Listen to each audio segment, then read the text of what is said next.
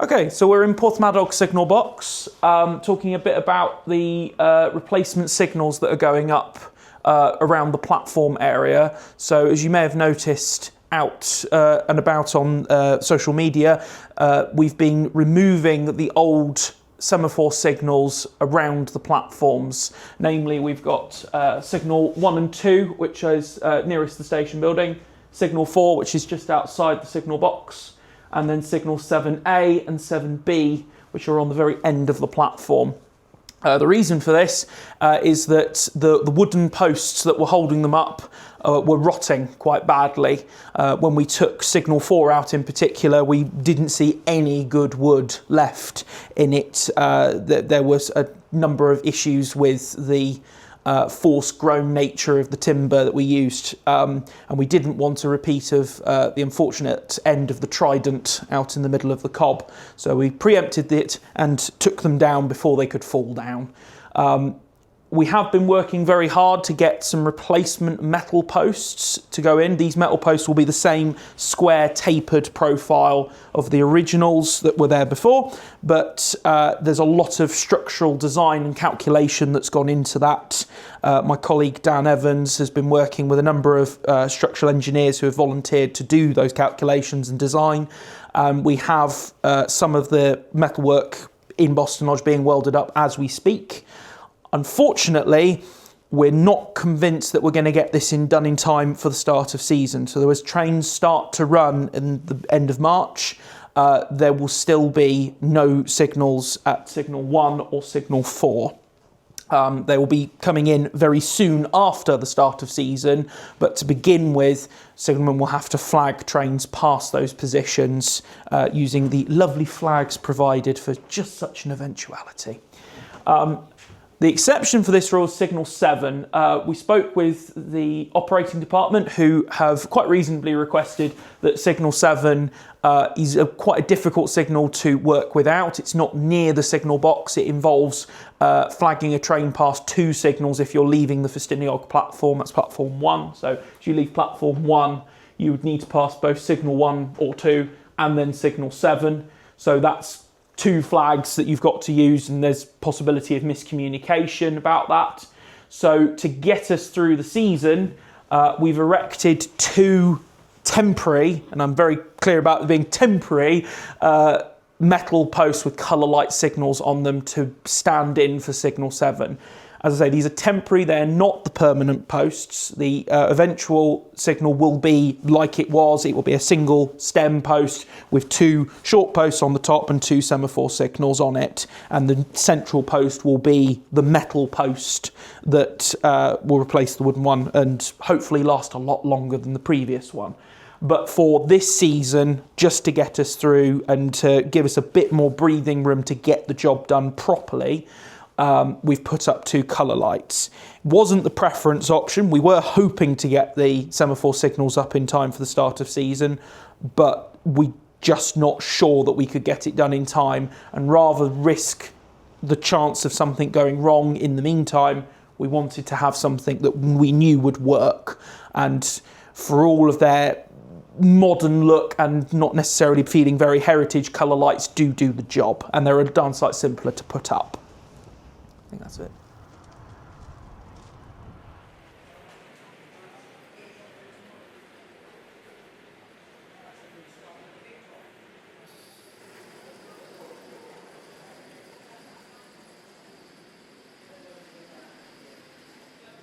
because it's battery, so it's nice and easy. It's just left off and done. Yeah, so it's battery, it's nice and easy.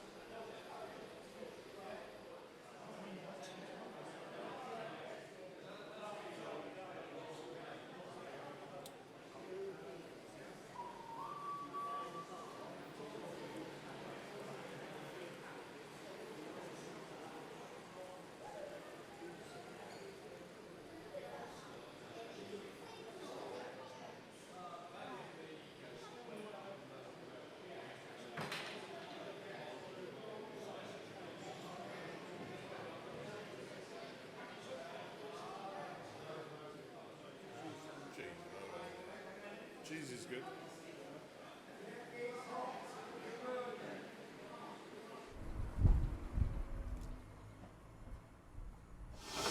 Handbrake, sir.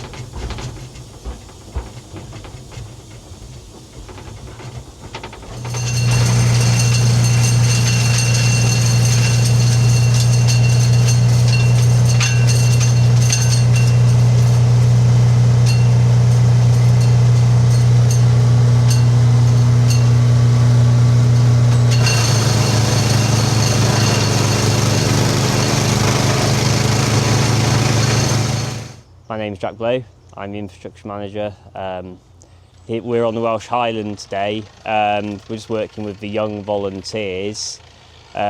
These young volunteers, they come during the August week and do a week in infrastructure, but we also run a couple of weekends in October and February, normally focused around Lineside vegetation clearance. So we're working between Dinas and Caernarfon today, just clearing sight lines on crossings, and just sort of clearing the corridor along the route between Dinas and Caernarfon. They're a very enthusiastic bunch of young volunteers, and it's always good to just encourage the next generation.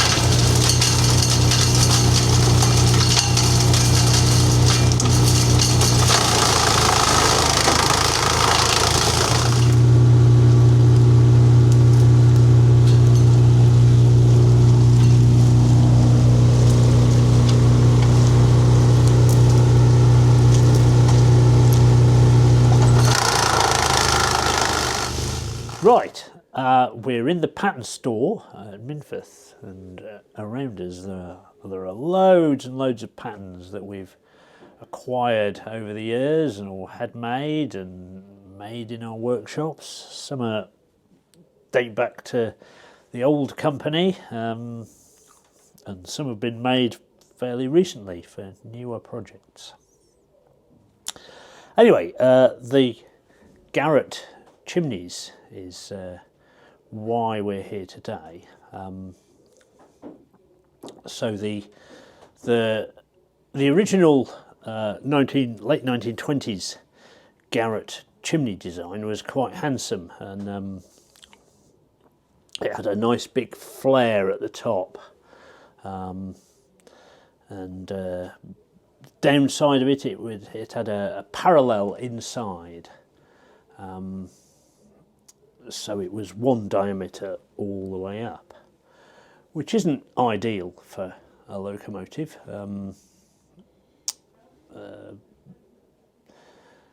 Practical experience and theory says that a tapered chimney is much better, and all the FR engines now pretty much all have tapered chimneys.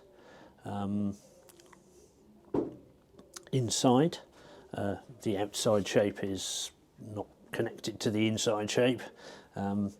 So anyway, when it came to restoring number 87 Garratt, at the time we were working on it, we were offered an original Bayer Peacock pattern for the chimney, with the very nice flared top. And so here behind me, this bit here and that bit over there, that's the chimney base, and somewhere in here are all the bits to make the external shape of the chimney. So that was good. And what we did to improve the design, because we didn't have, although we had the pattern, it was kind of donated by somebody with a load of other patterns that come from Bayer Peacock's foundry. We didn't have the core box, so we didn't have anything to make the inside shape of the casting. But we had at the time, we had a volunteer pattern maker, Donald, and he was very good, and he made a pattern a replacement pattern for the core box for this to match this chimney, but the inside was made tapered, and the inside was made a nice taper, so it's bigger diameter at the top, smaller at the bottom, and that suited the Lempor exhaust that we also fitted to 87, and that's worked very well over the years. So we want to now do the same thing with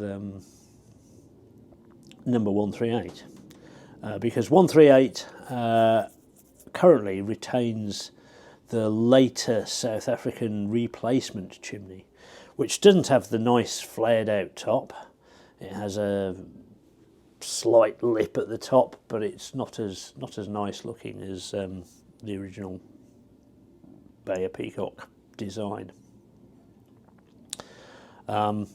So anyway, luckily we have a pattern, a casting in stock at Dinas, and we'll go there next and find the casting, and I'll talk some more about it there.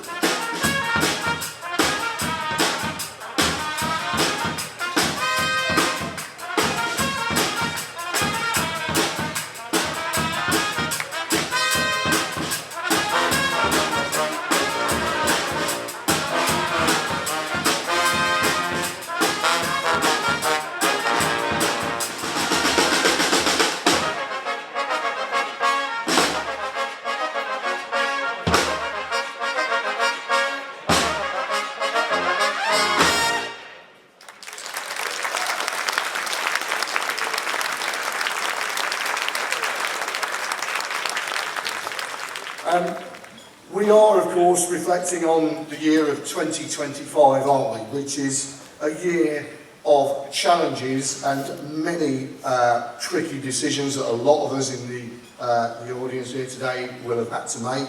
And I think, therefore, what I'd like to do is I would like to ask the Chief Executive of the HRA, Steve Oates, to come on over and give you a few words about the work of the Heritage Railway Association. Steve. Good, and may I add my warm welcome to Llandudno and here to the HRA's 2026 Awards. Thank you for entering the awards. Thank you for being here tonight, because while we might host these awards, it's you, the volunteers, the staff, the fundraising teams, the trustees who actually make the evening. Well, for Heritage Railways, it all began 75 years ago. On the 14th of May 1951, on a bare platform in the small Welsh seaside town of Tywyn, a train was flagged away into the history books. And although the people who witnessed the event that day almost certainly never envisaged it, this wasn't just the start of a new era for the Little Talyllyn Railway. It was the start of a worldwide phenomenon called railway preservation. And I know that here tonight we've got a good contingent of those that currently run and manage the Talyllyn Railway. Where are you? I think you're over in the far corner over there. Come on, stand up, stand up. Let's all give the Talyllyn and their 75th year a massive round of applause.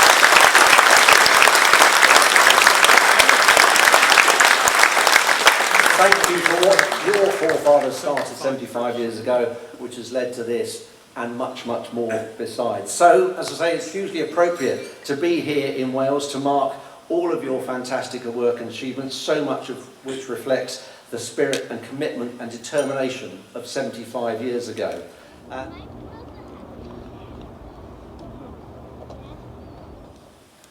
Well, this first award, good evening everybody, this first award is for somebody that Liz and I have known for many years, in my case for getting on for 50 years, since I worked at the British Railways Board in the 1980s and he was working there too. And when we established the all-party group on Heritage Rail in 2011, this individual was the first and so far has been the owner secretary of the group and has kept it going and kept us alive and been an absolute inspiration to us. And I'm delighted the HRA has decided to make this award, and Liz is going to say who it is.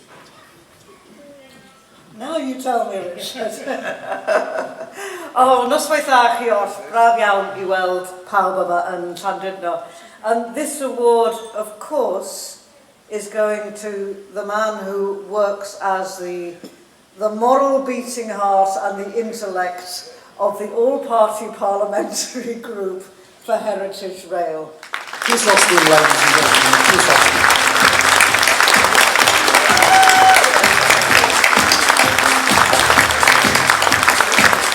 Thank you very much indeed.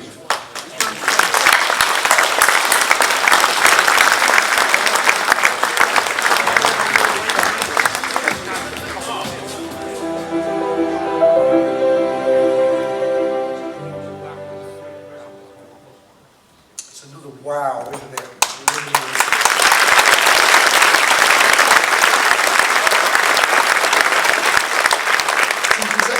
To present the award, I'm going to ask Guy Martin if he'd be kind enough to come forward to the stage.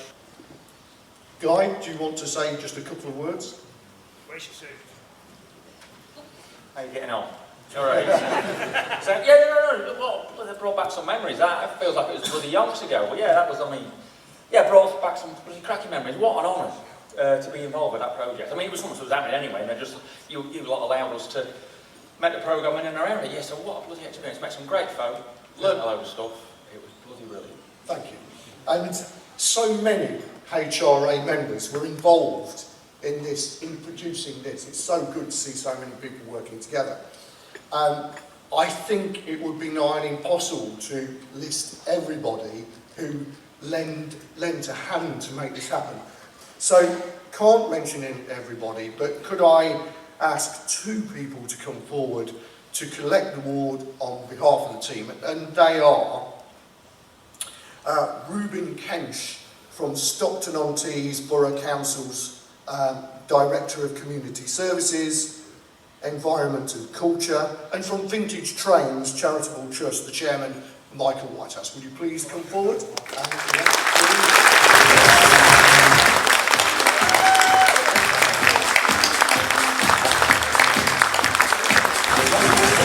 Majesty Award for Excellence. This year is going to be presented to a project that proved many doubters wrong, including, I believe, at one stage, the whole board and management of the railway involved. And it was a project that was forced upon this railway. Let's look at the story. During a severe storm in January last year, a tree fell, damaging and partially collapsing one of the wing walls of Moorbrook Bridge on the Severn Valley Railway. It caused a landslip, discharging material into the brook and severing the line between Hampton Road and the railway's main destination at Bridge North. With early estimations suggesting it would be 12 months before trains could run again, tight working relationships were established with loss adjusters, the Environment Agency and others. New innovative design and rebuild schemes were created, and partnerships with Network Rail and supporting contractors were established. This was a railway that stubbornly rose to and determinedly overcame every challenge. To complete the reconstruction and achieve a reopening in just 6 months, with Flying Scotsman heading the first trains, is a testament to the partnerships and collaboration throughout the project. Ladies and gentlemen, the Severn Valley Railway.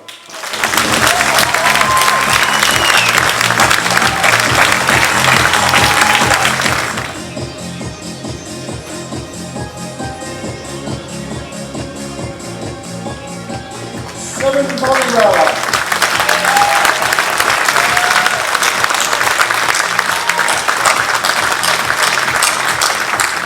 There was one particular entry this year which really caught the imagination of the whole judging panel for capturing the spirit and the very heart of what Railway 200 was and is all about. An event that marked the completion of a £5 million project, celebrated this railway's 70th anniversary, and was a unique one-off, never to be repeated event, especially for Railway 200. Let's take a look.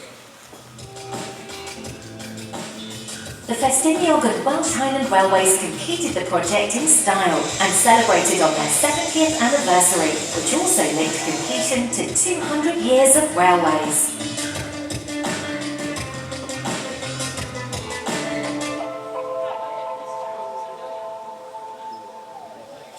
Ladies and gentlemen, Ffestiniog and Welsh Highland Railways. Let's have the whole Ffestiniog family on the stage going forward. Whether you're a member of staff, a volunteer or a life member of the Ffestiniog and Welsh Highland Railways, will you please come to the stage to receive your award.